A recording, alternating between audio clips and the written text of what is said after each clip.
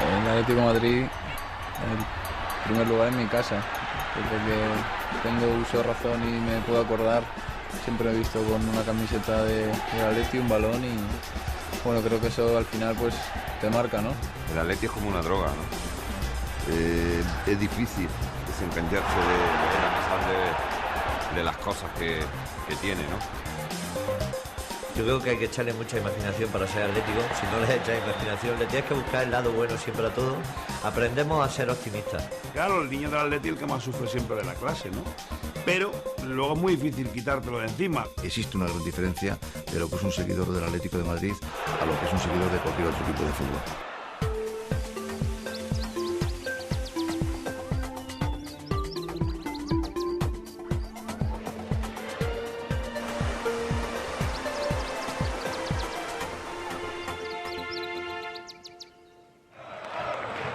10 de abril de 1996, Estadio de la Romareda, Zaragoza. Es un momento que te pierdes. Han pasado 12 minutos de prórroga y todo apunta a que los penaltis van a resolver el encuentro. Recordó como algo bonito. Pero de repente llega el milagro. Sobre todo que uno se siente realizado.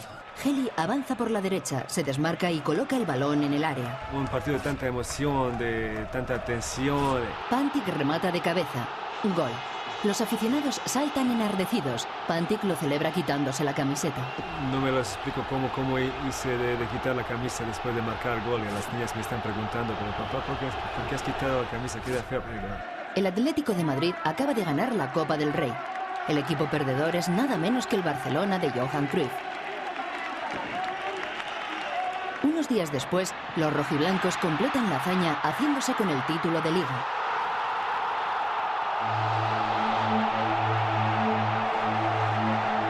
El doblete ha sido un hito en la historia del Athletic, porque ha sido la única vez en su historia que ha ganado en la misma temporada la Liga y la Copa. Pienso siempre que, sobre todo en mi caso, que ha sido destino que yo llego al Atlético, que marco gol en final de Copa, que ganamos doblete después de tantos años. Hombre, todo ha sido espectacular. Cualquier resultado en deporte, si no está acompañado con los gustos de su aficionado, pues no tiene mucha trascendencia. Por eso, para nosotros esta época ha sido época dorada. Pero no todo es gloria en la vida del club. Este es el Estadio Carlos Tartiere, Oviedo. La fecha 7 de mayo de 2000. Los rojiblancos se enfrentan al equipo local ante 14.209 espectadores. Quedan 7 minutos para que finalice el encuentro y el resultado por el momento es de empate a 2. El árbitro señala un dudoso penalti a favor de los visitantes. Jimmy Hasselbank lo lanza por el centro.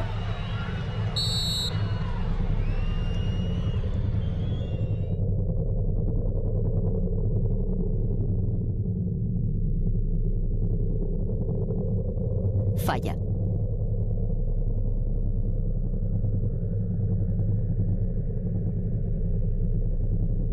Después de 97 años y 12 días, el Atlético de Madrid desciende por tercera vez en su historia a los infiernos de la segunda división. En corto plazo de tiempo, recuperar ilusión con la gente a través de su juego, sus resultados y volver en sendas que tuvimos en recién historia.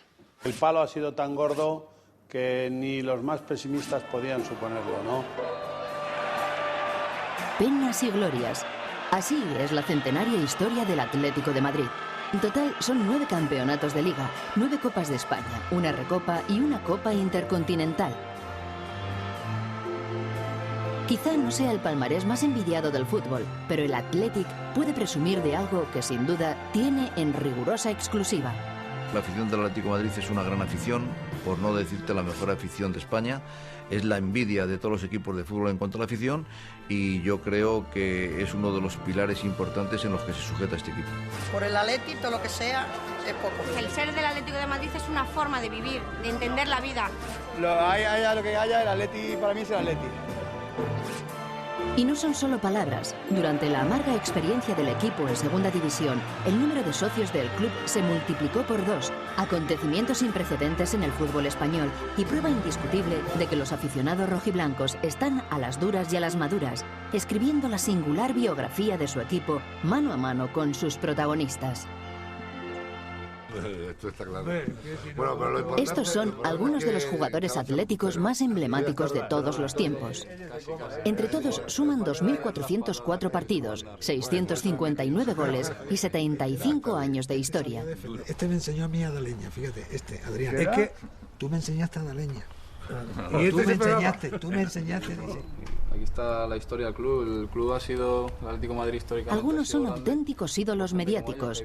Otros empezaron su carrera cuando no había televisión y el fútbol era solo cosa de unos cuantos. En activo solo he visto jugar a Sole porque... Era un deporte que lo practicábamos poca gente en España. Adrián Escudero, jugador del Atlético de Madrid entre 1945 y 1958. Con 170 goles en campeonatos de liga, es el máximo goleador del equipo en toda su historia. Yo me he enterado de que soy el máximo goleador hace unos años, porque yo entonces no se tenía en cuenta los goles que metía. Cuando Escudero debutó en el Atlético, el club llevaba ya 42 años de éxitos y fracasos. Todo comienza el 8 de abril de 1903. El Athletic Club de Bilbao se enfrenta al Real Madrid. Un año antes, Alfonso de Borbón ha cumplido 18 años y con la mayoría de edad ha subido al trono. Para celebrarlo, se organiza el primer campeonato de España de fútbol, el precedente más inmediato de la liga que hoy conocemos. Aquella tarde de primavera se celebra la primera final. El lugar, el campo del hipódromo, situado en el solar que hoy ocupan los nuevos ministerios. Espectadores, 5.000. En el segundo tiempo, gana el Madrid por 2-0, pero el Bilbao remonta el resultado y termina siendo campeón. Los más apasionados, pues a la hora de denostar o insultar, que a veces ni era insulto, era simplemente pues hacer de menos al equipo rival, pues hace que los estudiantes bilbaínos, muchos de ellos o vascos, que jugaban en el propio Madrid, pues decidan castellana abajo después del partido que no pueden seguir jugando de compañeros con los que de alguna manera pues no se han comportado bien con ellos. Y entonces en la Sociedad Vasco-Navarra, que era donde solían reunirse, esa misma noche deciden que hay que crear un equipo aquí en Madrid. Y así se funda el Athletic de Madrid. La fecha, el 26 de abril de 1903. Por aquella época, era lo que llamaban una sucursal del Athletic Club de Bilbao, y como tal, vestía camiseta blanquiazul. Un día fueron a comprar los uniformes y no quedaban camisetas de estos colores, así que se tuvieron que conformar con las rojiblancas que desde entonces identifican el club. En una jornada bien madrileña, la del 2 de mayo, el nuevo equipo disputa su primer partido. Y 13 años más tarde llega a la plantilla el primer jugador mítico. Su nombre, Ramón Triana, más conocido como Monchín. Era un superdeportista. Monchín llegó a tener un carisma dentro de todos sus compañeros, algo especial, ¿no? Monchín nació en 1902, el año en que su futuro compañero de tenis, Alfonso XIII, subía al trono. Se incorporó al Athletic a la edad de 17 años. Gracias a él, el equipo fue campeón regional en 1921 y en 1925. Si se podía hablar de galácticos en la segunda década del siglo XX, Monchín era sin duda uno de ellos. Nadie podía imaginar que acabaría sus días ante un pelotón de fusilamiento. Tuvo una vida bastante curiosa porque se sublevó el 10 de agosto contra la República, tuvo que emigrar a Francia. Allí se dedicó a jugar en Fontainebleau al tenis con Alfonso XIII, que estaba en el exilio. Y en el año 36 le encarcelaron y poco antes de que sacasen a la gente de la cárcel Modelo para llevársela a Paracuellos, pues a él, como era uno de los que tenía, como digo, más carisma y podía de alguna forma pues a poner pegas o problemas a ese traslado, pues lo asesinaron en el patio central de la cárcel Modelo de aquí de Madrid. El Atlético de Madrid jugó sus 10 primeras temporadas en un solar situado en la antigua Ronda de Vallecas, la actual calle de Menéndez Pelayo. Tanto el Madrid como el Atleti deciden poner una valla de madera, pintarla, lo hacían los mismos jugadores, ¿eh? Y ya con eso pues se podía cobrar los 50 céntimos o la pesetilla con derecho a sentarse en silla y tribuna en ya lo que era el campo de Donde. Un espectáculo minoritario hasta que los Juegos Olímpicos de Amberes en 1920 comienzan a suscitar la pasión por el fútbol. El 13 de mayo de 1923, un saque del hijo de Alfonso XIII, el infante don Juan de Borbón, inaugura el mítico Estadio Metropolitano, situado entre la Glorieta de Cuatro Caminos y la Moncloa. Las nuevas instalaciones, con capacidad para 35.800 espectadores, serán la sede oficial del Atlético de Madrid hasta 1966. Yo, cuando me retiré del fútbol, sabía mucho más que cuando tenía 18 años, por ejemplo, ¿no? Y me retiran. Cuando empiezan, y poco a poco, en vez de saber a más, llega un momento en que, por ejemplo, yo voy a ver al Atleti, de verdad, aunque esté un chaval aquí, y me parece que no sé nada. O sea, no sabes porque el juego de los sistemas no cambiaron, tiene nada que ver con pero bueno, te quiero decir que 1928 es una fecha clave en la historia del fútbol español. Nace el Campeonato de Liga. El Atlético de Madrid está en primera división y cuenta en sus filas con un auténtico crack, Alfonso Olaso. Sin embargo, hay que esperar hasta 1940 para que el equipo gane su primer título. Un año antes, el club había atravesado una situación complicada. Tras la guerra civil, algunos jugadores estaban heridos, otros presos, otros perdidos por el territorio nacional. La deuda era además considerable. El modo de dar solución a todos estos problemas era unirse a un equipo del ejército, el Aviación Nacional. Desde este momento, el club comienza a conocerse con el nombre de Atlético Aviación. En 1948 se vuelve a cambiar por el de Club Atlético de Madrid. Un Fernando Torres, con la altura que tiene y el físico que tiene, la velocidad que tiene, en la época nuestra anterior no lo había. Sí, en aquella época de centrales sí, pero de centrales no, pero vamos a ver, cuando nosotros, yo me recuerdo cuando íbamos a jugar a Alemania y nos enfrentábamos con los alemanes, el más bajo era como yo, que yo era el más alto, ya no del Atlético de Madrid, sí, sino digamos del fútbol español. Y ahora mismo, tú pues coges, ya no por Fernando, cualquier jugador que destaque tal, ya son gente de 1,80 m, sí, que tú los ves contra los alemanes y dices, coño, ¿dónde están los alemanes y dónde están los españoles? En eso se ha mejorado muchísimo. 23 de noviembre de 1947. Estadio Metropolitano. El Atlético juega contra el Real Madrid. Escudero escribe una de las páginas más gloriosas de la historia del club al golear al eterno rival por 5-0. Junto a él, Juncosa, Vidal y Campos.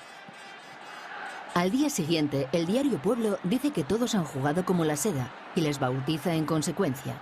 Acaba de nacer la delantera de seda. Fue un partido extraordinario.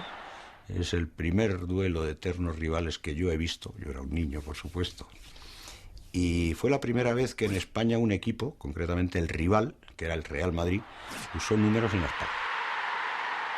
3 años después, Escudero forma parte de otra formación histórica, la delantera de Cristal. Juncosa, Benbarek, Pérez Payá, Carson y Escudero. Y esa es la que ganó la Liga de 1951.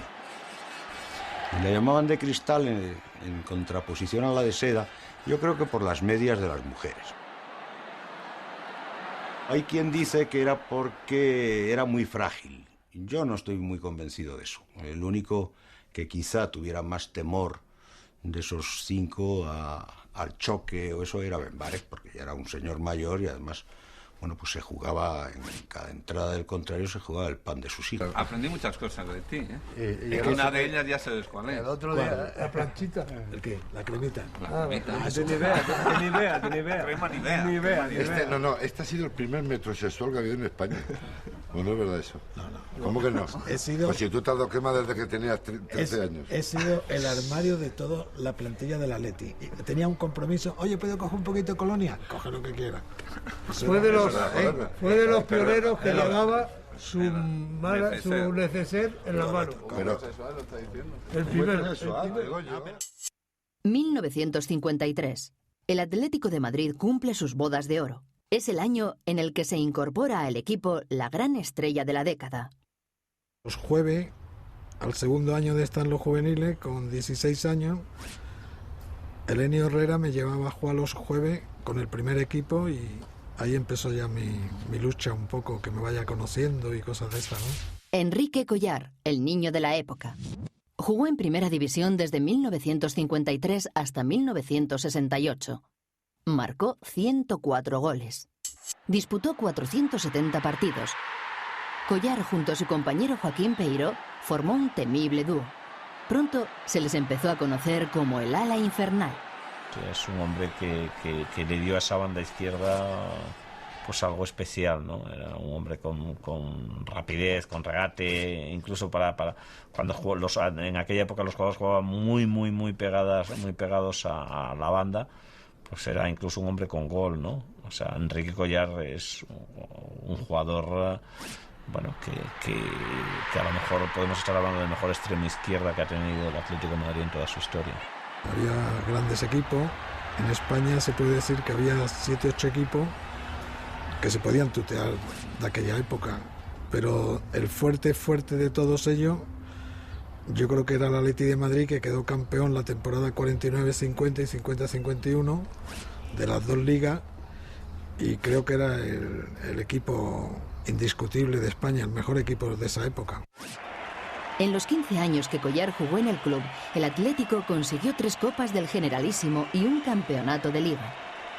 Todo título te gusta mucho recordarlo, pero el primer trofeo de la Copa del Generalísimo, que el Atleti no tenía ni a ninguno, jugamos 2 años consecutivos contra nuestro rival, que era el Real Madrid, y ganamos esos 2 títulos. Ahora estamos en un fútbol con tantas cámaras y no puede ir por defensa como antes. Claro, vas en un córner, soltas un codazo, no se entra nadie. Pero sí hay cámaras por todos lados. Hay jugadas que no están las cámaras y los fotógrafos. Pero es único y hay jugadas que contrarios. El contrario te esté encima y que sabes que está el balón allí y las cámaras están con el balón y tú estás aquí con defensa. Y ese es el momento de decirle 3 cosas y bueno, ya me paro porque si no... Los años 60 tuvieron un protagonista indiscutible. Mi vida profesional comenzó y terminó en el Atlético de Madrid, ha sido el club de mi vida. Adelardo Rodríguez Sánchez es el jugador que más ha vestido la camiseta rojiblanca.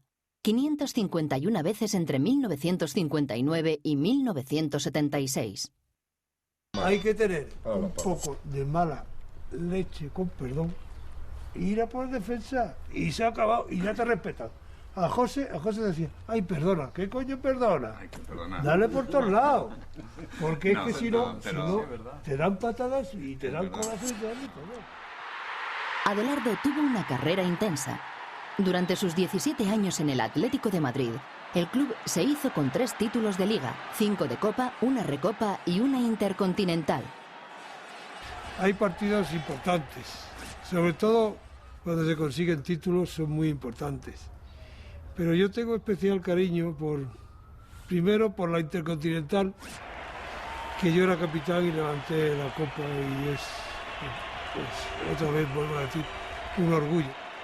Es el ejemplo para todos, porque sale de la cantera y va a estar para la historia del club toda la vida, igual que Escudero, máximo goleador.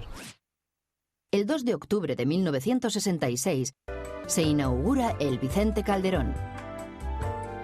Es el primer estadio de Europa que cuenta con asientos para todos los espectadores. 14 días después debuta sobre el césped el nuevo fichaje del Atlético de Madrid. Recuerdo con verdadero agrado la época que me tocó vivir en el Atlético de Madrid, de los 21 a los 31 años en que me retiré.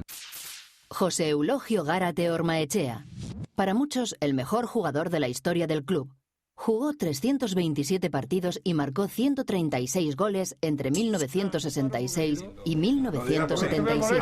Ahora que tenemos aquí a Fernando, jugador en activo, no es hablar de él y ponerle bien, mal, tal. Es un jugador que tiene unas cualidades extraordinarias para triunfar, que ya está triunfando, pero tiene que triunfar más. Pero para triunfar de una forma más consistente y más sólida necesita un equipo sólido. Y cosa que el Atleti, un hombre puede ser importante, pero la base es el equipo. Gárate fue Pichichi durante 3 temporadas consecutivas, entre 1968 y 1971. Recuerdo el primer gol y el último gol, por decir. El primer gol, que fue en el año, cuando yo llegué aquí a Madrid, en el año 66, contra el Sabadell. Y el último partido, el último gol, pues fue en el año 76 contra la final de Copa del Generalísimo, que la entregó el Rey porque había fallecido ya Franco, y marqué el último gol, que ganamos 1-0. El nuevo estadio trajo buenos tiempos para el club. En los 11 años que Gárate estuvo en el equipo, el Atlético ganó 3 títulos de Liga y 2 de Copa. El artífice de los éxitos fue en gran medida Vicente Calderón, el presidente más querido de la historia del Atlético y el que más tiempo ha permanecido en el cargo. Comenzó en 1964 y finalizó en 1987, con un paréntesis entre el 80 y el 82, etapa del polémico Alfonso Cabeza. En 1978 el Atlético cumple 75 años. Ese mismo año, el club ficha a otra de sus leyendas. No ganamos muchos campeonatos, sí ganamos algunos, como la Copa del Rey o la Supercopa, llegamos a la final de la Recopa, pero realmente era un equipo que siempre estaba entre los 4 mejores equipos de España.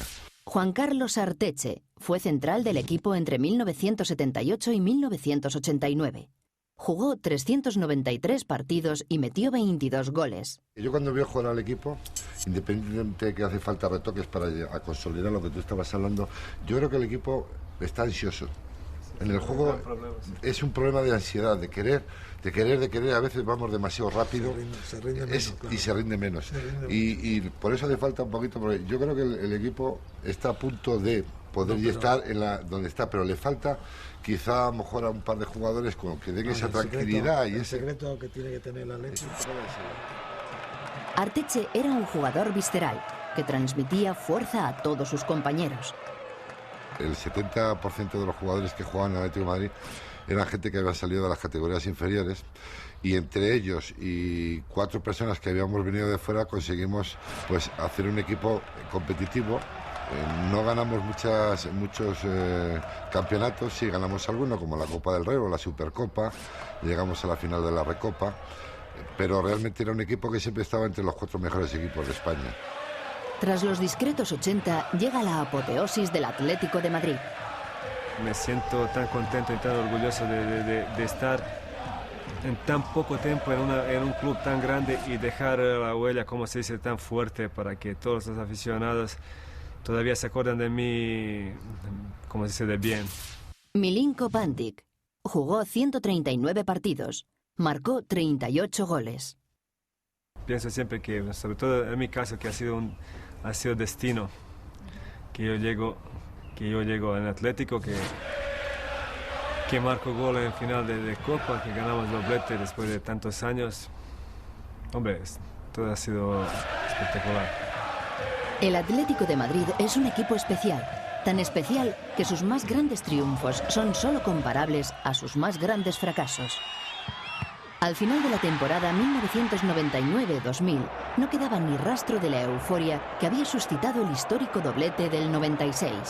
Un error de Jimmy Hasselbaink al lanzar un penalti condena al club a pasar 2 años en la segunda división, un tiempo en el que falló todo menos la afición. No obstante, el equipo llega a tiempo para celebrar sus primeros 100 años de vida en primera. Todo ocurre bajo la presidencia del polémico y carismático Jesús Gil. En el 2002, un joven de la cantera atlética trae aires de esperanza al equipo rojiblanco. En el Atlético de Madrid, el primer lugar en mi casa. Llevo desde los 9 años aquí. Llevo más de la mitad de mi vida en este club, formándome como jugador, como persona. He estudiado aquí y eso pues te hace ser más del Atleti aún, ¿no? Y luego he tenido la oportunidad de jugar también, que es lo mejor que me ha pasado. Fernando Torres, el niño. Más de 200 partidos en los que ya ha superado los 80 goles. Bueno, el niño, pues yo creo que a veces le exigimos más de lo que él es capaz de dar, ¿no? Lo hemos hecho mayor muy pronto. Llegó con 17 años, debutó en el Atlético de Madrid. Ha sufrido mucho y es un Atlético como los de antes, ¿no? A pesar de los nuevos y millonarios fichajes atléticos, muchas de las expectativas del club están depositadas en este hombre. Lo que tienes que hacer, meter goles y ya está. Lo único que lo demás te viene, pero rodado. Tiene que recibir balones en condiciones No, para poder meter. Pero ¿sabes lo que como decían? Te ponían a ti o a mí. Sí, me decían siempre, no, este es un petardo, este no sé qué, no sé cuánto. ¿Entiendes? Pero yo metía goles. Claro, hay que meterlas. Porque te llaman petardo y no meter goles, te llaman petardo y meter goles, ¿sabes lo que pasa? Que se tienen que fastidiar y ponerte. Escudero, Collar, Adelardo, Gárate, Arteche, Pantic, Torres. Cada uno de ellos ha escrito una página en la historia del Atlético de Madrid, el tercer equipo de España por número de ligas ganadas, cantidad de abonados e ingresos generados por derechos de televisión. El Atleti es también el equipo con el que más se identifican las clases trabajadoras de la capital. Aunque la verdadera grandeza rojiblanca reside en su incansable espíritu de superación y en una afición que siempre encuentra el lado bueno del fracaso. Se puede cambiar de todo, de coche, de casa, pero de equipo no. De equipo cuando te hace, mueres con él. Vivimos en nuestra humildad y en nuestra escasa ambición, vivimos felices, ¿no? O sea, realmente por un Atlético de pro, pues la felicidad llega con muy poquito. Estoy muy contento de ser atlético y a mucha honra. Da igual lo que haga el equipo, siempre estamos ahí. Yo fui aficionado muchos años y sé lo que es la afición del Atlético de Madrid, lo que sienten y lo que tienen que aguantar también. Así es el Atlético, un equipo con más de 100 años de historia, hecho en Madrid.